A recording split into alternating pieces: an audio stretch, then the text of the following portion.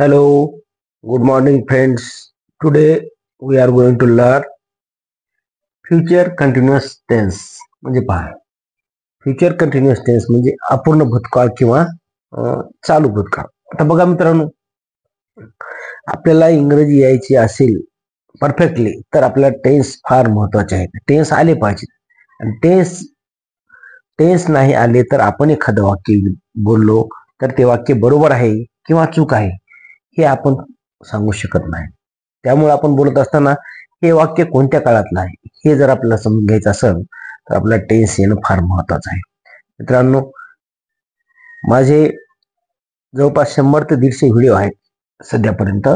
ते सर्व मागचे व्हिडिओ बघा. टेन्स वरती भरपूर व्हिडिओ आहेत. आज आपला चालू आहे future tense, future continuous tense. आणि माझ्या चॅनलला जर कोणी अजून नवीन असेल तर त्यांनी चॅनलला सबस्क्राईब करा. सबस्क्राईब केल्याच्या नंतर समोरील बेल आयकॉनची घंटी दाबायला विसरू नका, कारण ती घंटी दाबल्यानंतर आपल्याला नवनवीन व्हिडिओ बघायला मिळतील आणि त्याचं नोटिफिकेशन आपल्या मोबाईलवर येईल. चला तर बघूया आपण फ्युचर कंटिन्युअस टेन्स म्हणजे काय. तर आपण त्याचा अर्थ आहे अपूर्ण भविष्यकाळ. आता मित्रांनो, काळाचे 3 प्रकार तुम्हाला माहित आहेत: वर्तमान काळ, भूतकाळ आणि भविष्यकाळ. पण भविष्यकाळामध्ये सुद्धा फ्युचर कंटिन्युअस म्हणजे अपूर्ण भूतकाळ कोणता आहे बघा, आणि त्याची व्याख्या काय आणि ते कसं वाक्यामध्ये वापरत बघा. भविष्यकाळात एखादी क्रिया अपूर्ण भविष्यकाळामध्ये म्हणजे भविष्यकाळामध्ये एखादी क्रिया अपूर्ण परंतु चालू स्थितीत असेल अशा क्रियेला आपण फ्युचर कंटिन्युअस टेन्स म्हणजे अपूर्ण भूतकाळ असे म्हणतो. उदाहरण पहा, एक्झाम्पल आहे आय शॅल बी प्लेइंग. पहा, आय शॅल बी प्लेइंग म्हणजे काय? मी खेळत असेल. आय शॅल बी प्लेइंग, मी खेळत असेल. आय शॅल बी प्लेइंग म्हणजे मी खेळत असेल. He will he will be playing, तो खेळत असेल. ही किंवा you will be playing, she will be playing, it will be playing, they will be playing असं आपण म्हणू शकतो. पण शाल फक्त हे आय आणि विल द्या लावतात. I shall be playing, we shall be playing या दोन कर्त्याला लावतात. आता पहा, इथे एखादं नाव असेल, एखादं मित्र असेल, मुलाचं नाव असेल, मुलीचं नाव असेल, तर आपण त्या ठिकाणी गोपाल विल बी प्लेइंग असं म्हणतो. गोपाल शॅल बी प्लेइंग असं नाही म्हणायचं. Gopal will be playing, Gopal खेळत असेल. तर पहा, त्याचे महत्वाचे सूत्र आहे की अपूर्ण भविष्य काळाची रचना कशी आहे. आपण या ठिकाणी बघत असताना सब्जेक्ट प्लस भविष्यकाळी टू बी.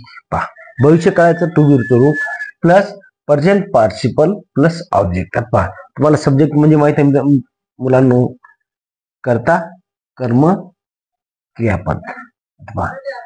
या ठिकाणी पहा, Suresh will be helping the old women. पहा, Suresh will be helping the old women.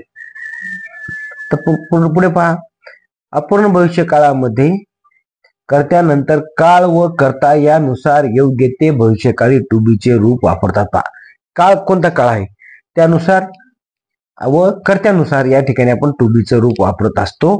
आता पहा, त्यामध्ये शाल आणि विल हे दोन टू बी चे रूप आहेत.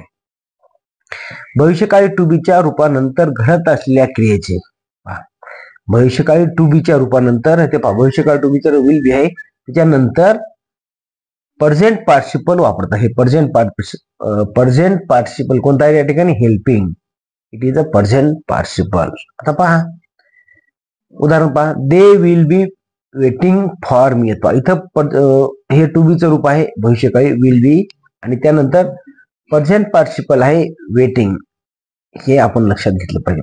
आता अपूर्ण भविष्य काळामध्ये प्रश्नार्थक व नकारार्थी वाक्य बनवण्याचे नियम. आता पहा, अपूर्ण भविष्य काळामध्ये प्रश्नार्थक व नकारार्थी वाक्य बनवण्याचे नियम हे साध्या भविष्य काळाप्रमाणेच आहेत, सिंपल टेन्स सारखंच आहेत. आणि ते जर तुम्हाला शिकायचे असतील तर माझे पाठीमागचा व्हिडिओ सिंपल फ्युचर टेन्स हे तुम्ही ते व्हिडिओ बघा. थँक्यू.